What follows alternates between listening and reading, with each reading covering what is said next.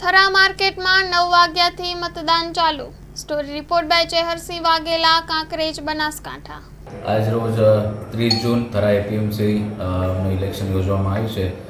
Election પહેલાં district registrar સાહેબના ઓફિસને સાથે જે ચૂંટણી અધિકારી છે એમના સાથે મળીને પોલીસ અને પ્રશાસન તરફથી તમામ અસેસમેન્ટ કરવામાં આવ્યું હતું।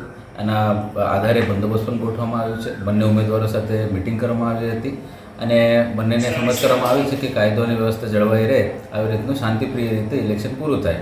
હવે બંદોબસ્તમાં અમે એક ડીવાયએસપી કક્ષાનો અધિકારી અત્યારે એનું સુપરવિઝન રાખે છે।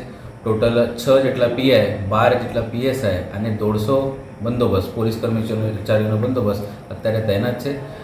તમામ બોડી વન કેમેરાનો ઉપયોગ કરવામાં આવે છે જેથી કરીને એક ટ્રાન્સપરન્સી રહે। સાથે સાથ ડિસ્ટ્રિક્ટ રજિસ્ટ્રાર ઓફિસ અને પોલીસ પ્રશાસન તરફથી એક ટોકનની અરેન્જમેન્ટ કરવામાં આવી છે, કારણ અહીંયા માર્કેટ યાર્ડના ઇલેક્શનમાં તમામ લોકો વોટર ન હતા, તો જે વોટર હોય એમને ટોકન આપવામાં આવે છે અને ટોકન આધારિત એમને પ્રવેશ આપવામાં આવે છે। અંદર અલગ અલગ 10 બૂથોની અરેન્જમેન્ટ કરવામાં આવી છે અને એક વેપારીઓ માટે એક અલગથી બૂથની અરેન્જમેન્ટ કરવામાં આવી છે।